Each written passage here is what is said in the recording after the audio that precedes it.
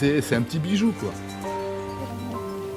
Ce sont des collectionneurs, mais surtout des aventuriers, amoureux de l'Inde. Chaque année, leur passion les conduit aux quatre coins de l'immense pays, à la recherche de trésors, presque oubliés. Waouh! Bien. Des palais de Maharaja, au chantier naval du Bengale, en passant par la jungle du Nagaland et les sommets du Ladakh.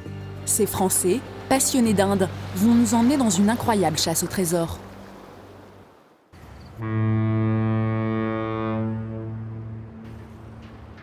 Un décor tout aussi étonnant, Chittagong dans le golfe du Bengale. C'est le plus grand port de la région et aussi le plus grand cimetière de bateaux du monde. Ici viennent s'échouer les cargos, les pétroliers ou les paquebots de croisière en fin de vie. La ville abrite plus d'une centaine de chantiers navals de déconstruction. Un terrain de chasse idéal pour Bertrand qui se rend ici 2 fois par an.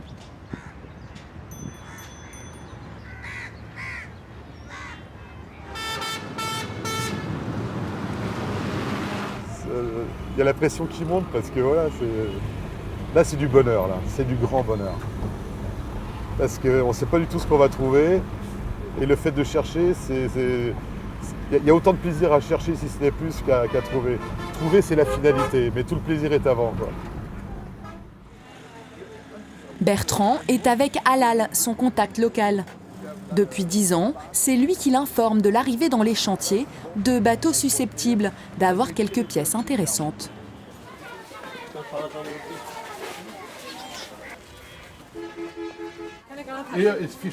Là, c'est le quartier des pêcheurs.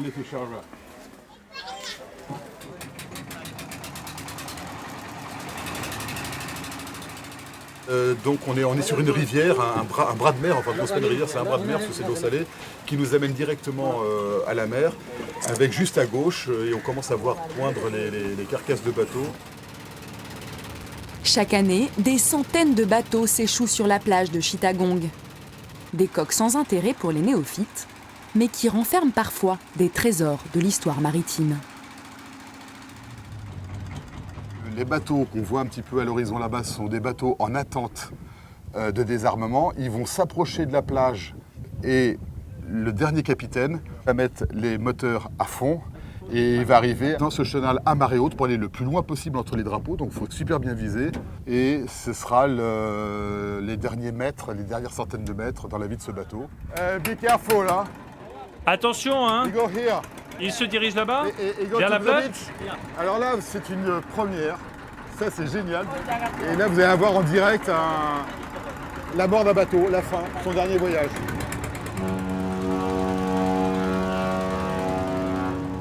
Là, ils foncent face à nous. Et je pense qu'on a intérêt à décarter assez rapidement. Parce que ça se voit pas, mais il avance très vite.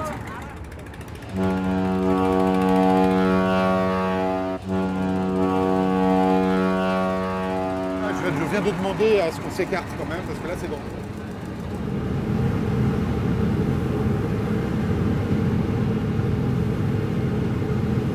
Voilà, il est là, vous voyez, il est bien dans le chenal.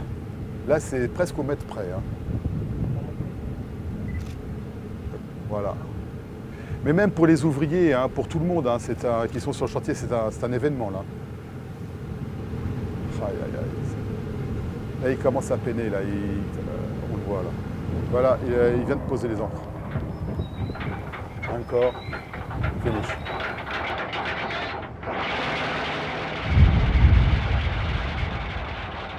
J'ai vu des choses belles et tristes à la fois, où j'ai même encore d'émotions à vous le raconter. C'était un capitaine russe qui avait fait 40 ans sur le même bateau. Le gars, il venait échouer son bateau, et ce gros dur tatoué, avec des dents en moins, je l'ai vu pleurer, quoi. Ça devait être la première fois qu'il devait pleurer de sa vie. Et ça, c'est des images qui sont... c'est ce qui fait que j'aime ce métier, quoi. Donc c'est fabuleux. Et des histoires comme ça, il y en a plein. Sur les chantiers, les ouvriers travaillent jour et nuit pour démanteler les navires. Il faut donc se dépêcher pour espérer récupérer des lampes, des instruments d'époque, des meubles anciens.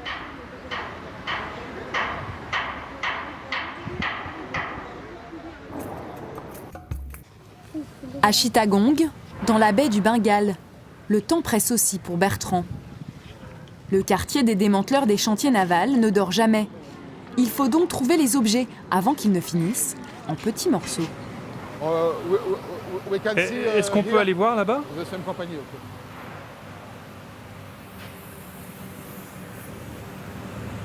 Ça, c'est de la coque. Voilà ce que deviennent les bateaux, les tankers, les cargos, les paquebots, les ferryboats. Ils finissent comme ça, du cimetière des éléphants qui est à 500 mètres derrière. Voilà ce que c'est la fin de la chaîne du démantèlement de bateaux. Et ça part là-bas. Il faut à peine un mois pour démanteler un bateau.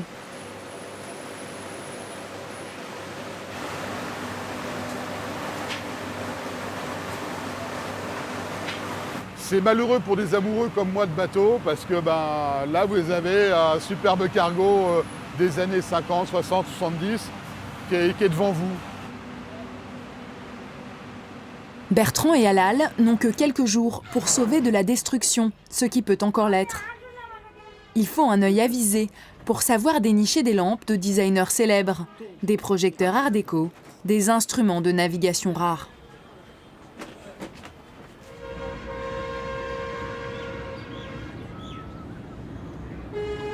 Celui-là, non. Celui-ci a l'avantage d'être coupé, il a encore ses ampoules à l'intérieur. Les ouvriers récupèrent tout ce qu'ils peuvent. La fonte des ballons d'eau chaude, l'inox des cuisines professionnelles, la vaisselle et même le cuivre des radiateurs. C'est toute une économie du recyclage qui fait vivre aujourd'hui près de 40 000 personnes.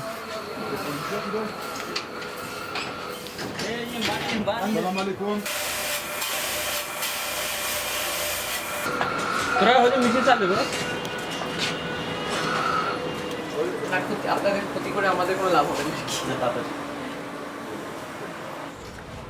comment c'est récupéré sur les cargos et les paquebots. Ça c'est du laiton. Toutes ces lampes qui sont en laiton, pareil, voilà, c'est des objets d'origine. On est incapable aujourd'hui de façon économique à produire ces mêmes objets avec un prix raisonnable. C'est pour ça que c'est récupéré. C'est une forme d'écologie un peu.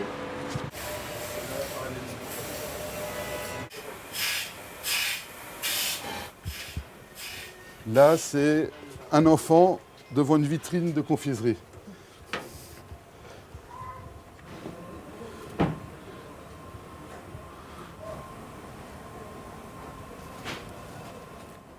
Celui-là, vous l'avez complet? With a...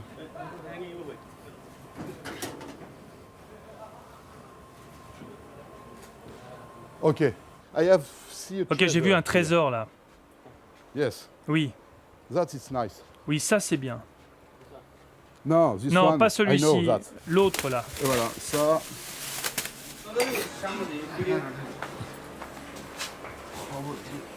Voilà le phare. C'est typique cargo, ça. Je suis content de pouvoir vous montrer ça.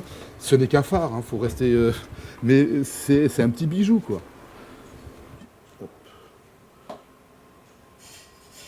Alors, plus on prête de l'intérêt à un objet, plus évidemment les prix sont en train de monter. Alors que j'aurais pas demandé là.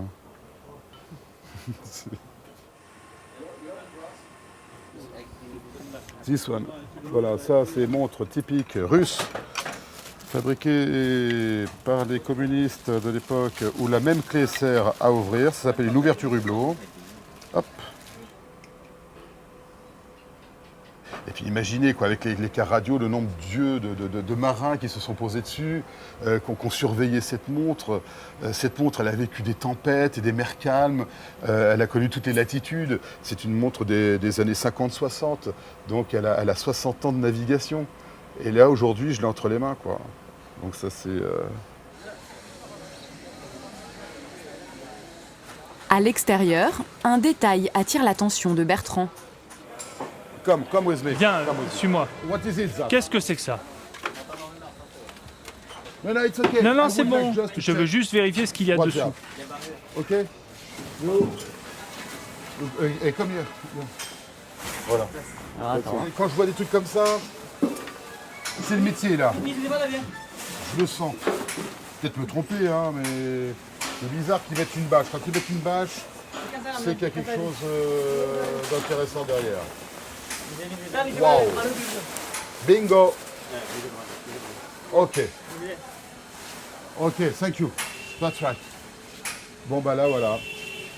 Voilà, des fois on cherche pendant des années et ça on trouve. Voilà. Alors ça c'est une barre de roue entièrement d'origine. Elle est à mon avis des années 30. Elle est dans son jus avec ses réparations, ses défauts, ça voilà, ça c'est le genre d'objet que j'adore. Ça c'est. Alors, bon, on va se calmer, mais c'est vraiment. Voilà, ça c'est le trésor, c'est génial. Le problème, c'est le transport. Ça fait au moins 200 kilos. Et puis après, ben, la question finale, ça va être le prix. Ça va être une grande et longue histoire. Voilà. Prix d'achat de départ pour la barre à roues, entre 18 et 20 000 euros. Bertrand parviendra-t-il à ramener ce trésor unique en France? La négociation promet d'être longue et animée.